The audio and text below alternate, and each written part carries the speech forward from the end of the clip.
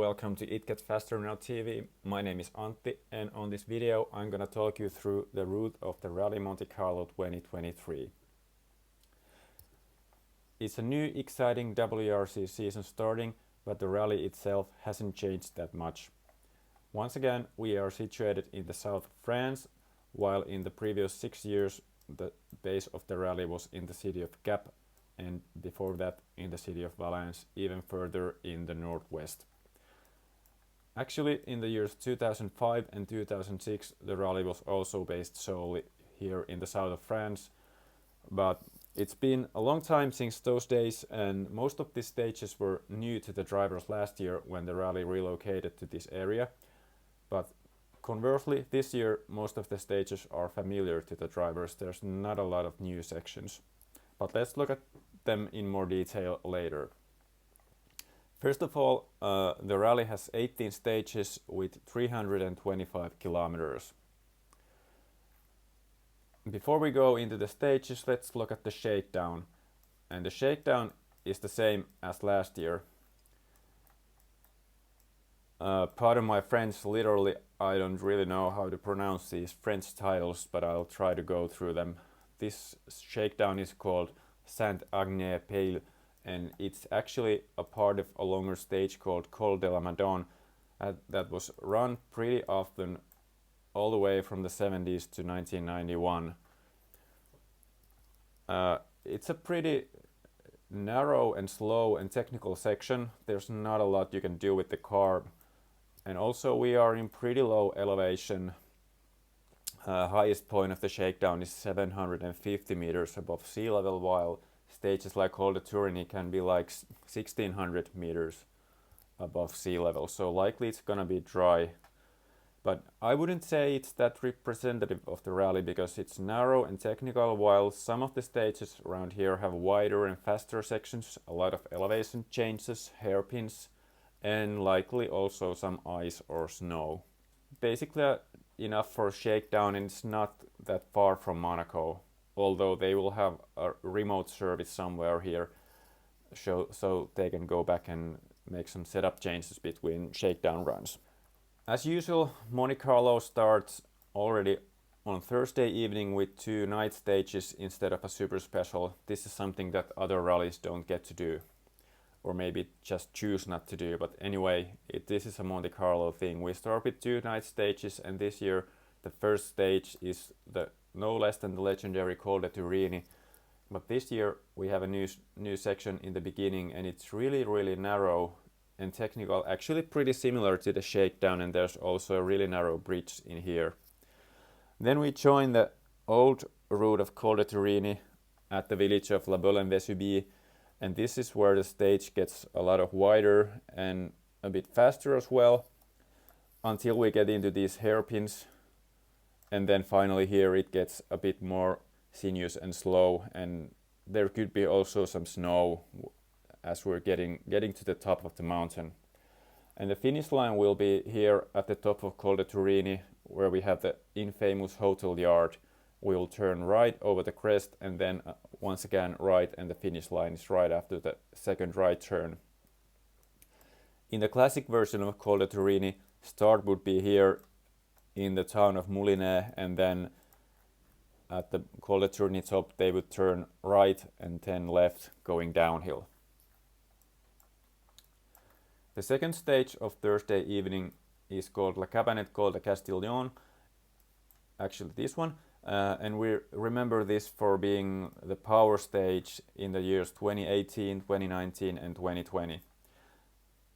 The start is on a quite wide road, and there's like 15 descending hairpins, and then we go into this forest section, which is first it's quite fast, but then we come onto this really narrow and technical section, and the surface is really difficult, and I remember Chris Meek saying that there was a lot of gravel on black ice, and it was the worst condition ever. There's a couple of descending hairpins here, and this is where the power stage finish used to be, but now we proceed onto this wider road that was actually used in 2015 as the power stage of the Monte Carlo rally, but in the opposite direction. So basically it could be familiar to some driver like Sebastien Ogier, but basically it won't be that much of an advantage. It's a pretty fast section, almost like Rally Catalunya, but there's some descending hairpins. Here's a few of them, and then two more, and yet two pairs more. And then we turn onto this narrow road that hasn't been used before in the rally, except for being the Shakedown back in 2003, but that's not a thing. Won't make any advantage to anyone. So it's first pretty fast, then we have some tighter corners, and then there's another long straight. So it's like pretty angular, I would say. A lot of rhythm changes on this stage, and it's also the longest stage of the rally at 25 kilometers and the only one to be run only once. And of course it will be dark. Next up, Friday, we have 3 stages all run twice, and it will make 105 stage kilometers, and it's not that much for a day, but then again there is no midday service, just a tire fitting zone. I believe the reason for this is that it would be tricky to get back to Monaco with the busy streets in the middle of the day. It would take a lot of time and effort to get there, so they have seen the better option to just use a tire fitting zone. And as we have basically these long Thursday stages, so Friday and Saturday can be a bit shorter. Normally a WRC event would have something like 130 to 150 kilometers of stages. First up we have SS3 Roerbeul, and it's the same stage that we had last year, and it's well remembered for Adrien Fourmeau's scary crash which happened somewhere in here at the top of the mountain. But basically this is one of those old stages of the Rallye Monte Carlo Turini loop.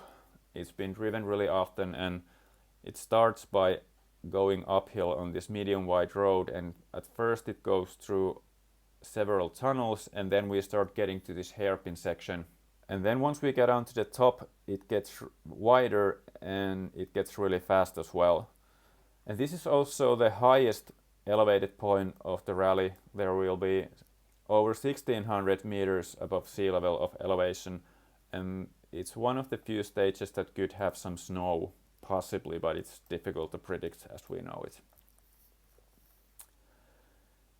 Next up, SS4 Puget-Thenière Saint-Antonin, and this is familiar from the past 2 years for being the Sunday opening stage. In 2021 we used the beginning, which is an uphill section. It's pretty wide and there's some hairpins, but other than that it's pretty fast. And this is where we remember Roman Cresta was left hanging on the top of the railing with the Skoda Octavia. I don't know, maybe it was this corner, or maybe it was this one, but anyway, somewhere near the beginning. We climb up to the mountain, and then while the 2021 stage proceeded straight towards La Pen, now we turn left onto this narrow road, and this section hasn't been used in the rally in the past years, but the 2022 stage started in the middle of the road, middle of this section, and this is like a sort of medium everything. There's a lot of width changes, a lot of rhythm changes, there's some straights and there's some tight corners. And then here we turn left onto this really narrow road and we start going downhill. There's first a couple of hairpins and we're going through these small towns and the buildings are close to the road. Then it gets a bit faster and then once again more technical, and then it's really sinuous at the end, and then finally we have a couple of long straights before the finish line. So there's a lot of rhythm and width changes on this stage, although it's only 19, almost 20 k's long. Then SS5 Briançonnet-Entraveau. Oh, that was a horrible French pronunciation. I'm really sorry for the French listeners. We remember this stage for being the power stage in the past 2 years, but first of all, the beginning will be now 2 kilometers earlier. There's actually a junction there at the beginning, And the finish will be a different road, so we turn left in the middle and use this road instead of this one with a lot of hairpins.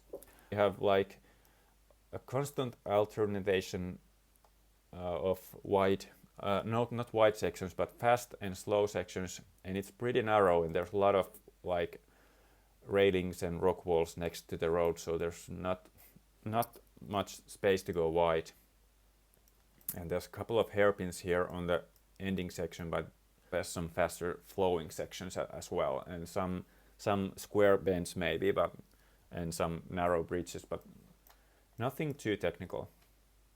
So that was Friday, and now we go to Saturday, which is similar in structure. We have 3 stages, run twice, and there will be no midday service, just a tire change, and there's 111 stage kilometers.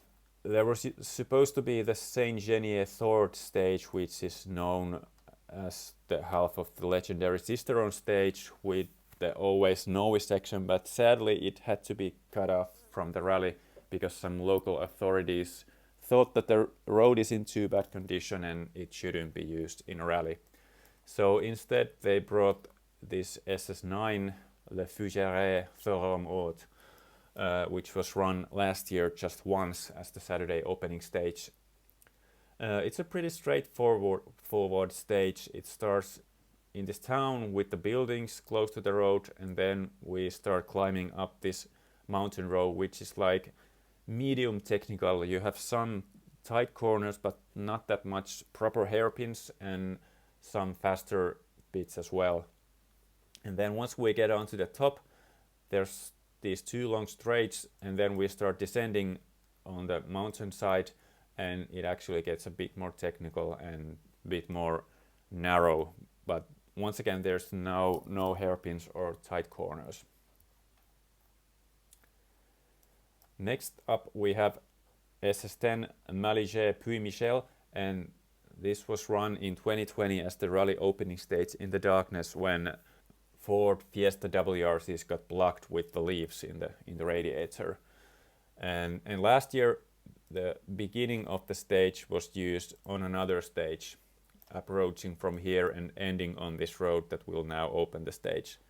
So this road is actually pretty fast and wide, and there's some crests or even jumps, and it's pretty nice road.